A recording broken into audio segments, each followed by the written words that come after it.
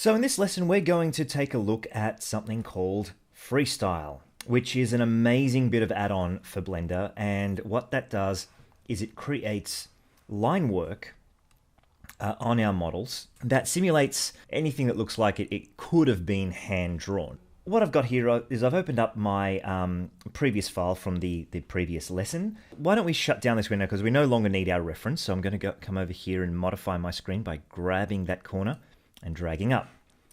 I'm going to go to my render settings and I'm going to scroll down and make sure that Freestyle is activated. The difference between absolute and relative I'll explain in a little bit, but we're good with relative right now. The next thing I have to do is add a camera.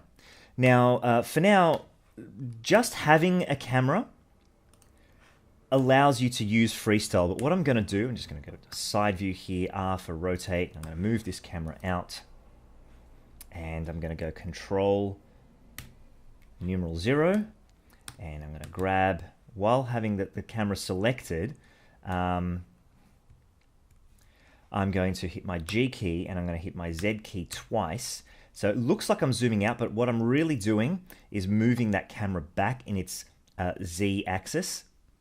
So I'm going to do that, and I'm going to make sure that I'm got the pivot point on 3D cursor, so when I rotate around the Z direction, we can sort of get this look. I'm just going to position my camera just by grabbing it and rotating it a little bit, so we get something that might be nice to render. Now, in terms of where the lighting is, let's rotate it like this so that we get a lighting scenario. Okay, so this is going to be the render that we're going to be working on. Something, it's fairly basic, but it will get the point across.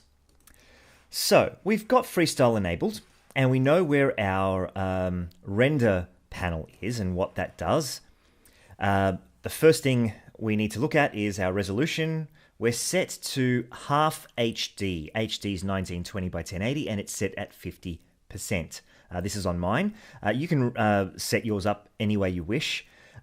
This isn't important just now because this is not going to be a lesson on rendering, but it's going to be a lesson on Freestyle. But if you wanted to sort of set up a camera, just a basic initial one, go ahead and copy these settings. That's basically the only thing that is really required here. Now, the next panel across is our render layers panel. Now, again, I'm not going to be looking at render layers today, so we're going to skip this bit. So I'm going to shut down layer, but we've got this thing called render layer up here. Instead, we're going to go all the way down to where it says Freestyle. Now, you only see this if Freestyle is enabled. See, if I disable it, all that Freestyle paneling goes away. And so, of course, we want Freestyle activated so that we get our parameters for Freestyle in our render layers options. We're going to leave all of this alone. What's really important is the line set and line style. And right now we haven't got a line set. Sometimes by default, when you start up Blender, a line set layer will appear here, but we haven't got one. So we're going to go ahead and add one by hitting this little plus line here. And all of a sudden we've got this line set added and all these new options open up. So the first thing I'm going to do is going to go into rendered view because Freestyle will actually render in rendered view provided you have a camera. And so I'm just going to zoom in here. Okay. And already we can see that our initial render, these black lines have been added. And we can already see that this is starting to look like a toon shaded object. Now, a bit of stuff is going on here, and this is just the default settings. So depending on how big your scene is or how many objects you've got, you might be seeing something slightly different.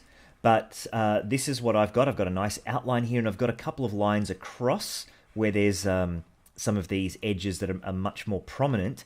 And I've even got some lines that don't quite finish. Okay, and these are sort of the areas that you really want to finesse, and I'm going to show you how to do all of that in this lesson. So let's go ahead and take a look at some of the parameters that we've got under line set in our Freestyle line set settings. So the first part is we've got selection by, we've got visibility, we've got edge types. Now this is possibly the most important panel of this area over here. And it's showing us a few things. The edge types that have been included are silhouette. If we untick that, you'll see that the silhouette border goes away. That silhouette is the outline. So usually that's something we want in our renders. The next thing that's included is border. And so if you untick that, you'll see what goes missing next.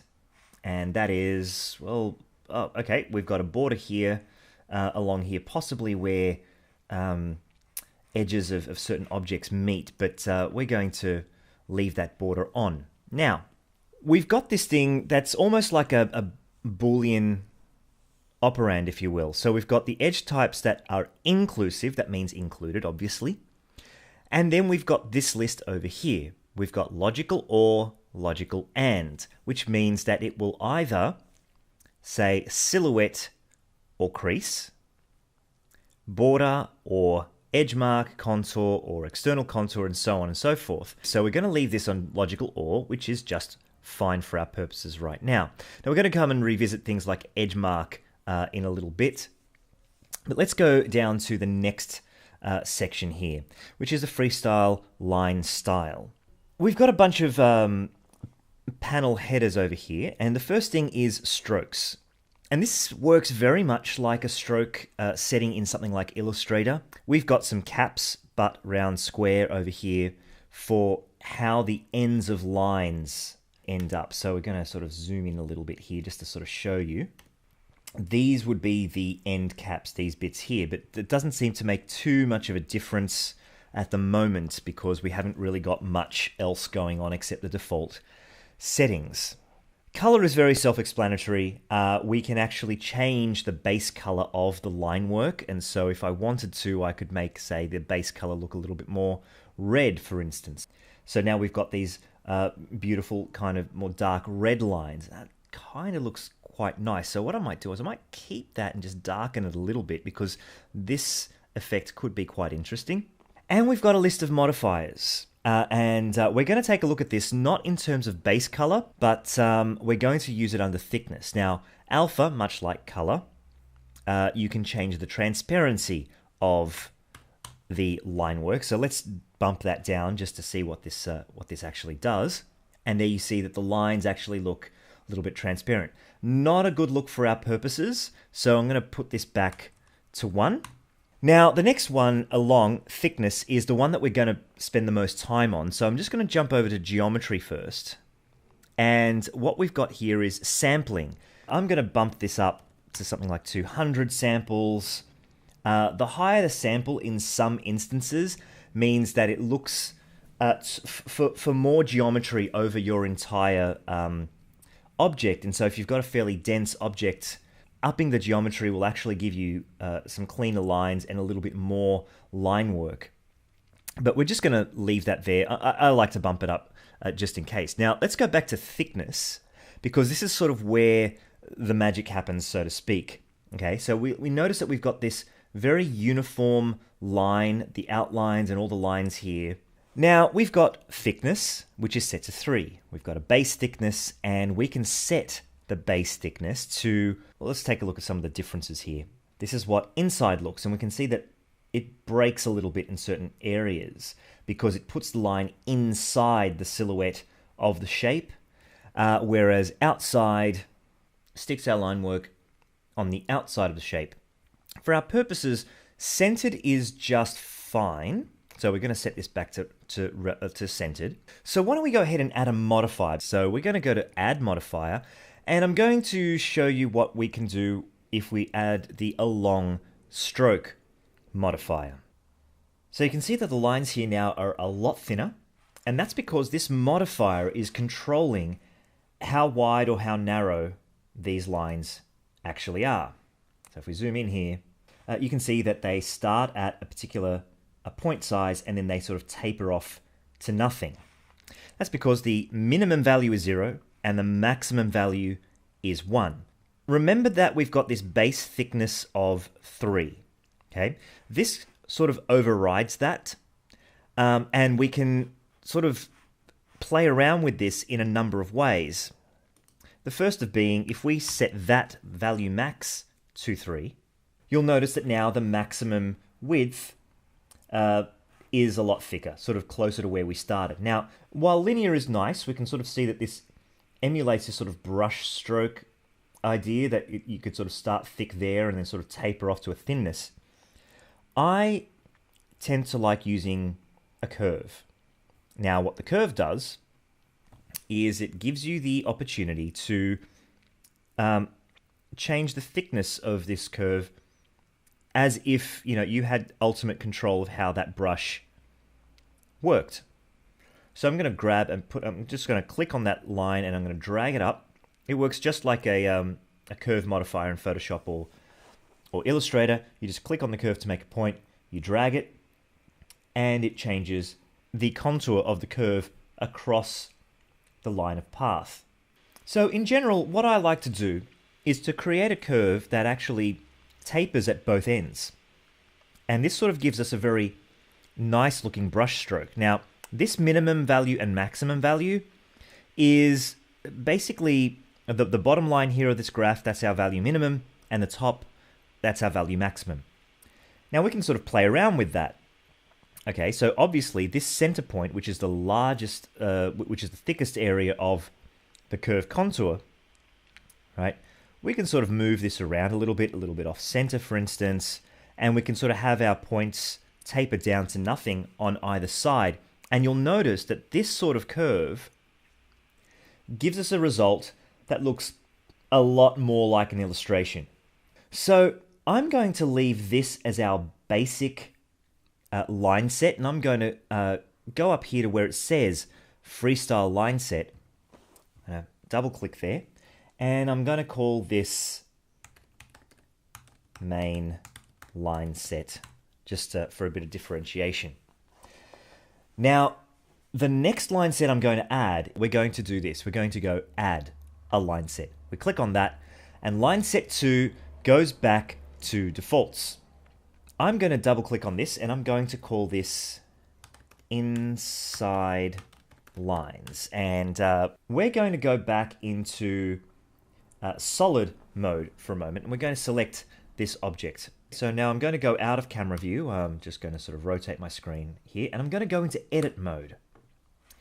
Now, remember the last lesson, we could actually select edge loops to create these creases. But what we can also do is, I'm going to go into edge mode by going Control Tab Edges, and I'm going to Option click on that edge to get that edge loop there.